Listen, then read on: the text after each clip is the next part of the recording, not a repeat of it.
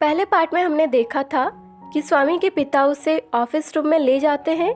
अब आगे देखते हैं कि क्या होता है। फर्स्ट पार्ट का लिंक आपको डिस्क्रिप्शन बॉक्स और कमेंट सेक्शन में मिल जाएगा, आप लोग वहां से चेक कर सकते हैं। स्वामी को अब ऐसा लग रहा था जैसे मानवता ही खत्म हो चुकी है। वो दर्द में था और नाराज भी था। उसे अपने पिता का ये क्रूर चेहरा बिल्कुल भी अच्छा नहीं लग रहा था। वो उस न्यूज़पेपर से नफरत कर रहा था कि उन्होंने ये टाइगर की स्टोरी क्यों छापी। वो लड़का अब स्वामी को कोई लड़का नहीं लग रहा था, बल्कि एक राक्षस लग रहा था जिसने टाइगर का सामना किया था। और स्वामी ये विश कर रहा था कि काश उस टाइगर ने उस लड़के को वहीं पर मार दिया होता, उसे जिंदा नहीं छोड़ा होता। जैसे जैसे रात गहरी होती जा रही थी वैसे वैसे शांति और बढ़ती जा रही थी। स्वामी की धड़कनें तेज होती जा रही थी।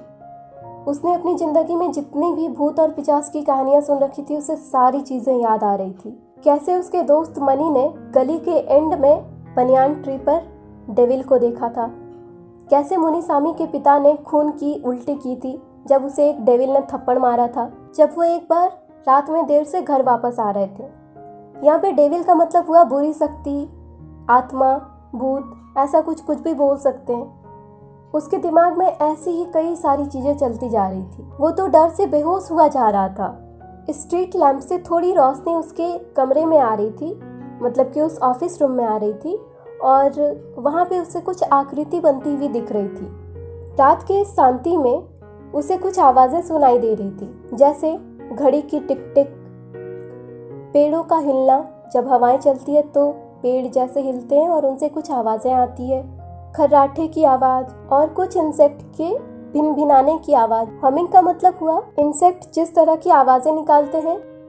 उसने अपने फेस को इस तरह से ढक के रखा था कि वो सांस भी बहुत मुश्किल से ले पा रहा था। हर पल बस उसे यही लग रहा था कि अब कोई भूत आएगा और उसे उठाकर अपने साथ ले जाएगा। और उसे साथ में एक एग्जाम्पल भी याद आ रहा था।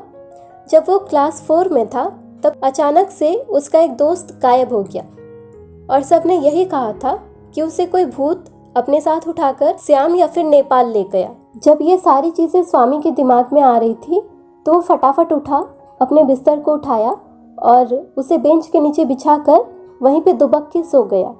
उसे ये जगह बाकी जगह से ज्यादा सेफ लग रही थी। उसने अपनी आंखों को जोर से बंद किया और ब्लैंकेट को पूरी तरह से जकड़ के सो गया। और वो वहाँ पे कब सो जाता है उसे खुद ही पता नहीं चलता। नींद में भी उसे डरावने सपने आ रहे थे। एक टाइगर उसका पीछा कर रहा था पर उसके पैर जमीन से हिल नहीं रहे थे। वो बहुत ट्राई कर रहा था वहां से भागने की, लेकिन उसके पैर ऐसे लग रहे थे जैसे जमीन पे चिपक गए हों। टाइगर उसके पीछे ही था। वो उसके पंजों की आवाज सुन सकता था। उसके पंजे जब जमीन पे खरोच रहे थे, खरोच मार रहे थे, तब वो उसे बड़े आराम से सुन सकता था। स्क्रैच स्क्रैच, और फिर एक अचानक से लाइट थड, पैर पटकने की आवाज। स्वामी अपनी आंखें खोलने की कोशिश कर रहा था पर उसकी आंखें खुली नहीं रही थी। उसे ये सपने बार बार आते जा रहे थे और उसे डरा रहे थे। स्वामी निराश होकर रोने लगा। ग्रूंड मतलब कराहना और डिस्पेयर मतलब निराशा। बहुत कोशिश के बाद उसने अपनी आंखें खोली और अपने हाथों को आगे बढ़ाया ताकि वो अपनी दादी के प्रेजेंस को फील कर सके। ये उसकी आदत थी, जब भी वो अपनी दादी के पास सोता था तो अपने हाथों से दादी के प्रेजेंस को फील करता था।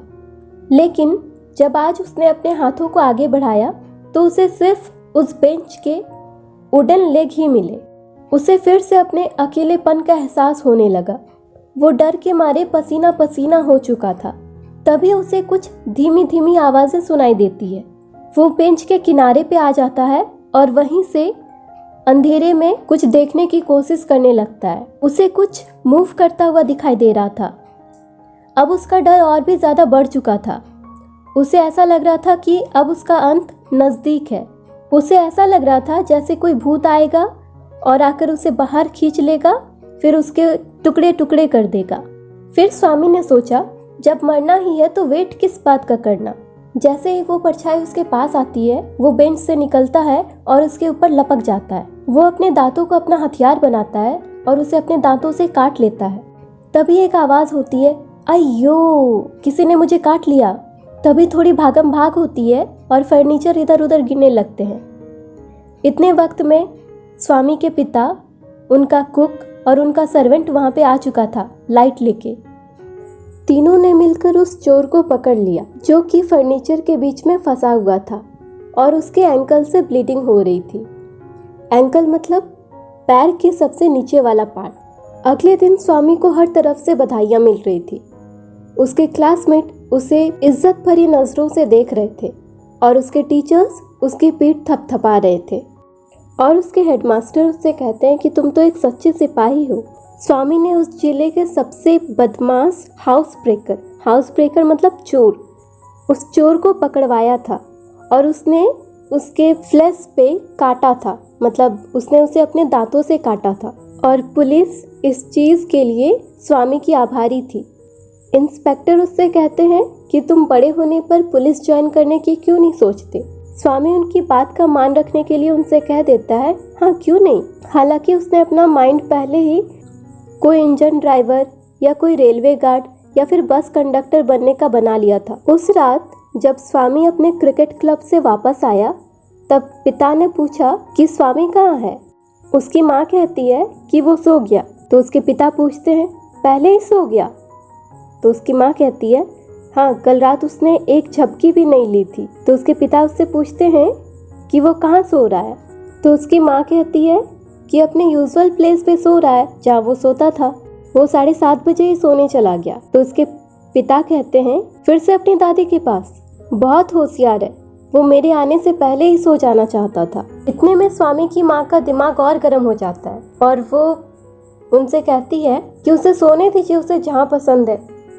हम उसकी लाइफ के साथ कोई दोबारा रिस्क नहीं ले सकते। फिर स्वामी के पिता बड़बड़ाते हुए बोले ठीक है बर्बाद कर दो उससे जितना तुम लोग बर्बाद करना चाहते हो, बस याद रखना उसके बाद मुझे ब्लेम मत करना। स्वामी अपने माता पिता की बातें ब्लैंकेट के अंदर से सुन रहा था और उसे बड़ी रिलीफ महसूस हुई जब उसके पिता ने उसे अकेले सुलाने की जिद छोड़ दी। ये कहानी यहीं पे एंड होती है। आई होप आप लोगों को अच्छी लगी होगी ये कहानी। Thank you for watching.